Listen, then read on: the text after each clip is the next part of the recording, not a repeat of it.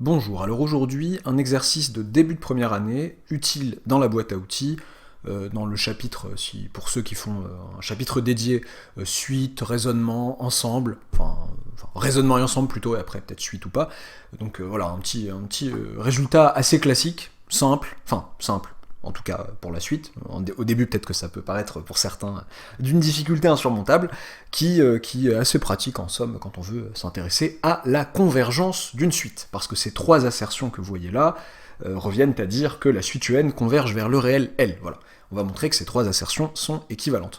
Donc je dis première année, les terminales courageux peuvent aussi essayer, histoire de s'entraîner sur les quantificateurs, mais c'est un peu plus compliqué que ce qu'on attend a priori en terminale, en général. Soit UN une suite réelle, soit L un réel, et soit C un réel strictement positif, montrer que les assertions suivantes sont équivalentes. I, pour tout epsilon strictement positif, il existe un n epsilon appartenant à grand N, donc un antinaturel qu'on appelle n indice epsilon pour la dépendance en epsilon, tel que pour tout n appartenant à grand N supérieur ou égal à n epsilon implique que valeur absolue de un-L inférieure stricte à epsilon. Autrement dit, si un entier n donné naturel est supérieur ou égal à ce fameux n epsilon, alors valeur absolue de un-L est forcément inférieure strictement à epsilon. Ça c'est I. 2i, pour tout epsilon strictement positif, il existe un n epsilon appartenant à grand N, tel que pour tout n appartenant à grand N supérieur ou égal à n epsilon implique que un-L en valeur absolue est inférieur ou égal à epsilon. Voilà la différence, le jeu des 7 différences, donc là il n'y en a qu'une entre la i et la ii, c'est le inférieur ou égal. 3i, pour tout epsilon strictement positif, il existe un n epsilon appartenant à grand N, tel que pour tout n appartenant à grand N, petit n supérieur ou égal à n epsilon implique que un-L en valeur absolue est inférieur ou égal à c fois epsilon, le fameux c qui est notre constante strictement positive du haut. Vous pouvez vous donner, on est en début de première année, une quinzaine de minutes de réflexion et de recherche avant de regarder la correction, et c'est parti, correction. Donc ici on a trois assertions, I, II et III, ou 3i, et on veut montrer que ces trois assertions sont équivalentes. Montrer que n'importe laquelle de ces assertions implique n'importe laquelle des autres de ces assertions. Ça dépendra des situations, mais si on peut arriver à un chemin sympa comme ça, I implique II implique III, et III implique I, et ben en trois coups, du coup, en trois implications, on aura prouvé l'équivalence entre ces trois assertions. Bon, ça sera pas toujours aussi simple dans la vie, parfois il faudra avoir des cheminements un peu plus moches, genre I sont équivalentes, I et II, sont équivalentes. Vous pouvez me dire, il y en a que deux là, non, il y en a quatre, il y a quatre implications là ici, plutôt que trois ici, voilà. Donc là on va essayer de voir si on peut, à partir de I, voyons voir simplement les choses. Donc, déjà, le fait que I implique II est trivial. Pourquoi ? Parce que si vous me dites que pour tout epsilon il existe un n strictement positif, il existe un n epsilon appartenant à grand N, tel que pour tout n appartenant à grand N, ceci est vérifié, alors, en prenant le même n epsilon, vous me posez le epsilon strictement positif que vous voulez, je vous prends le même n epsilon que vous m'aviez garanti avec I, eh bien, la propriété est vérifiée ici. Vous me prenez n'importe quel n supérieur ou égal à n epsilon, vous avez alors que un-L en valeur absolue est strictement inférieur à epsilon, et donc a fortiori inférieur ou égal à epsilon. L'infériorité stricte implique l'infériorité large. Ceci implique cela. Donc là, sur ma copie, je peux quand même leur dire, pas tout réécrire, car l'inégalité stricte implique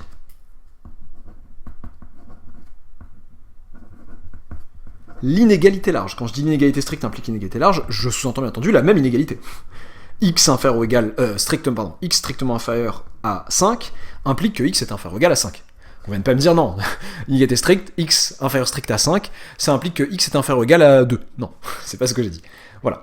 Donc I implique II, c'est gratuit. Ok. II, 2i, j'aime pas les i en fait. Je sais pas pourquoi j'ai repris l'énoncé, bon c'est un truc, un exo de feuilles de TD que vous retrouvez dans plein de feuilles de TD j'imagine. II implique III, c'est parti, donc on va essayer de montrer.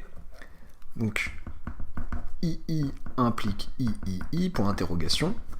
Eh bien, supposons que II est vrai. Supposons que, je me permets des abréviations que vous ne vous permettez pas, sur vos copies, que III est vérifié. Ok, hop. Nous savons donc que pour tout epsilon strictement positif, on a tout ça. Ok. Moi, ce que je voudrais, c'est prouver ça. C'est prouver que pour tout epsilon strictement positif que l'on me poserait, il existe un n epsilon tel que tout ça. Ok, bon, bah, pour prouver le 3i, là, et ben, c'est ça que je me mets en tête, c'est d'essayer de prouver 3i. Et comment prouver que pour tout epsilon strictement positif, une chose est vraie? Prenons un epsilon strictement positif quelconque, soit epsilon strictement positif. Et essayer, à la fin, mon but c'est d'espérer établir, convaincre mon lecteur qu'en fait j'ai bien trouvé un entier naturel qui dépend de epsilon et qui vérifie ça. Ok. Tel que, à partir de ce rang-là, à partir du rang n epsilon en question, ou p epsilon, d'ailleurs il s'appellera pas forcément n epsilon, p epsilon en question, j'aurai cette propriété qui est vérifiée. Moi je sais qu'il existe un rang à partir duquel ceci est vérifié. Moi je voudrais c epsilon. Attendez. Je voudrais c epsilon. Bon. Et moi, ma propriété 2i, là, elle est valable pour n'importe quel réel strictement positif.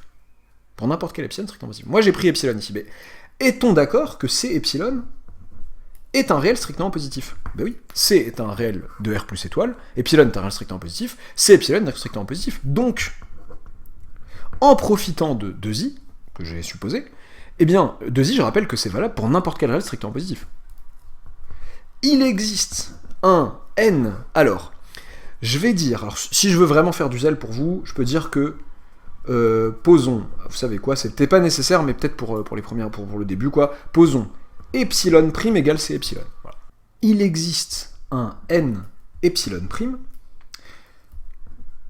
donc un n dépendant de ce epsilon prime, un antinaturel n dépendant de ce epsilon prime, appartenant à grand n, tel que, pour tout n appartenant à grand n, si n super ou égal à n epsilon prime, alors valeur absolue de un moins L est inférieure ou égale à epsilon prime.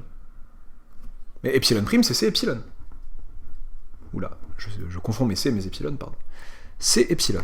Ok, bon. Est-ce que je suis content? Bah oui. L'existence d'un entier, bon, il s'appelle n epsilon prime. Bah, cet entier, je peux décider de l'appeler P epsilon. Et oui, epsilon prime, c'est C epsilon. En réalité, si je voulais pas avoir la gentillesse de l'appeler epsilon prime pour pas perdre les nouveaux, entre guillemets, j'aurais pu appeler ça n, en fait, ce monsieur, c'est aussi, en fait, avec nos notations, avec le n indice machin de la 2i, c'est n, C epsilon. N indice, C epsilon. C'est un antinaturel qui dépend d'epsilon, C epsilon en l'occurrence, qui vérifie ça. Je peux l'appeler P epsilon. C'est un entier qui, fondamentalement, un antinaturel qui fondamentalement dépend de epsilon seulement. Donc il existe un P epsilon appartenant à grand N, tel que pour tout n appartenant à grand N supérieur ou égal à ce P epsilon, implique que valeur absolue de un moins L est inférieure ou égale à C epsilon. Et bien j'ai exactement prouvé 3i. Pour tout epsilon strictement, pour n'importe quel epsilon strictement positif que vous me posez, il existe un antinaturel, bon il s'appelle pas n epsilon, mais dans cette propriété, si je décide que maintenant ça s'appelle q epsilon, c'est pareil, c'est la même propriété, tel que bon, faut que j'assume jusqu'au bout. Il existe un q epsilon appartenant à grand N ou p epsilon, tel que pour tout n machin, j'ai ça. Et bien c'est exactement ce que j'ai établi. Donc, 3i est vérifié. Hop là. Ça bouge un petit peu trop à mon goût, désolé, je trouverai une solution pour la prochaine fois. Ou pas. Donc 3i est vérifié, d'où 2i implique 3i. Ok, donc i implique 2i, 2i implique 3i, et maintenant il suffirait que 3i implique i et le tour serait joué. Bon, supposons. Donc 3i implique i pour interrogation. Supposons que 3i est vérifié.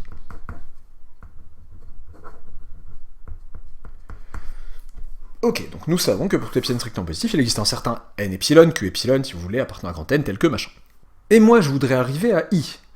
Que pour tout epsilon strictement positif, il existe un n epsilon appartenant à grand N, tel que pour tout n appartenant à grand n supérieur ou égal à ce n epsilon implique que valeur absolue de n moins L, attention, est inférieure strict à epsilon. Bon, ok. Bon, déjà, il y a du c dont je vais devoir me débarrasser, et je veux du inférieur strict à epsilon. D'où l'idée de me dire, bon, bah, soit pareil, epsilon strictement positif. Qu'est-ce qu'on va faire? On va poser, donc là on avait posé epsilon prime égale c epsilon. Posons. Je peux l'appeler epsilon prime, il n'y a pas de souci, hein, c'est pas le même que ici.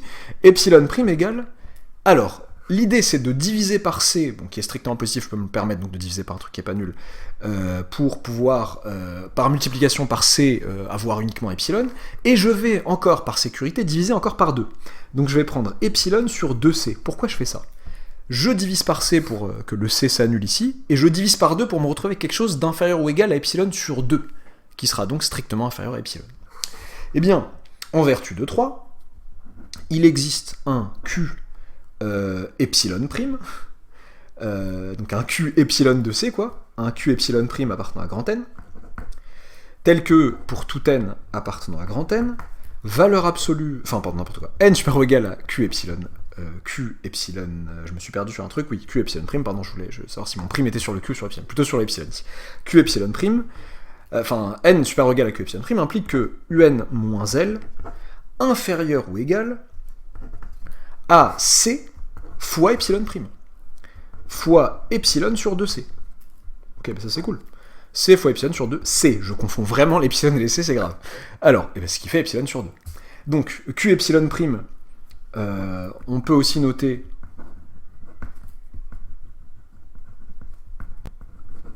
Q epsilon prime égale N epsilon, ce n'est pas une douille. Q epsilon prime, c'est un entier naturel qui dépend de cette quantité, et donc ultimement de epsilon, donc je peux l'appeler N epsilon.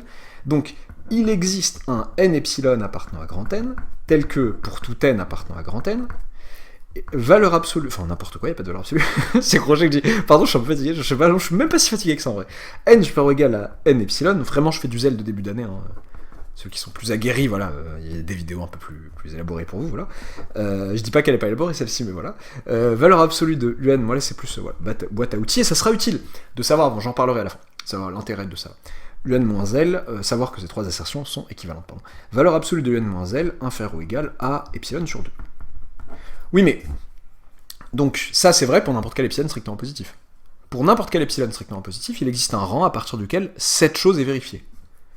En particulier, puisque or epsilon sur 2 est strictement inférieur à epsilon est un réel strictement positif, donc prendre, là, voilà, la petite astuce, je vous donne un réel strictement positif quelconque, vous savez pas qui c'est, et vous devez à partir de lui me donner un réel strictement positif inférieur à lui, strict, et ben vous le prenez, vous le divisez par 2, par 3, par 4, ce que vous voulez. Vous ne faites pas la bêtise de dire moins quelque chose, parce que vous ne savez pas. Moins 1, moins 0,7, moins machin, pour peu que votre epsilon soit trop petit, vous vous retrouvez chez les négatifs. En particulier, eh bien, pour tout n avec ce n epsilon ici, pour tout n appartenant à grand N, n supérieur ou égal à n epsilon implique que valeur absolue de un moins L est strictement inférieure à epsilon.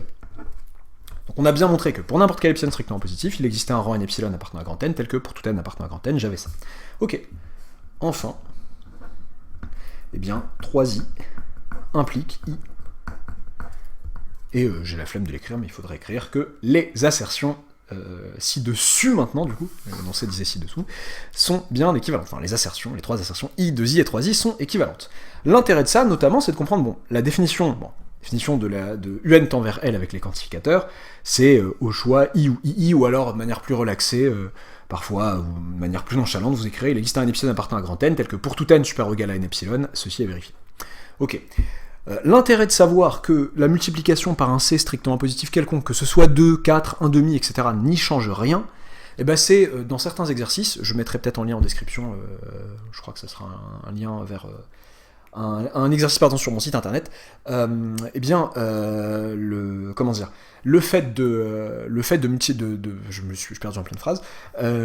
d'avoir un x2 ici par exemple, notamment dans la démonstration du lemme de Césaro, eh bien certaines corrections vont préférer éliminer ce C en disant bon bah vous savez quoi, on va se débrouiller dès le début pour que on prenne non pas epsilon mais un truc qui nous permette d'avoir epsilon sur 2, on additionne epsilon sur 2, ah bah c'est magique, ça fait epsilon, voilà, donc c'est génial, on se retrouve à la fin sur on tombe sur nos pattes avec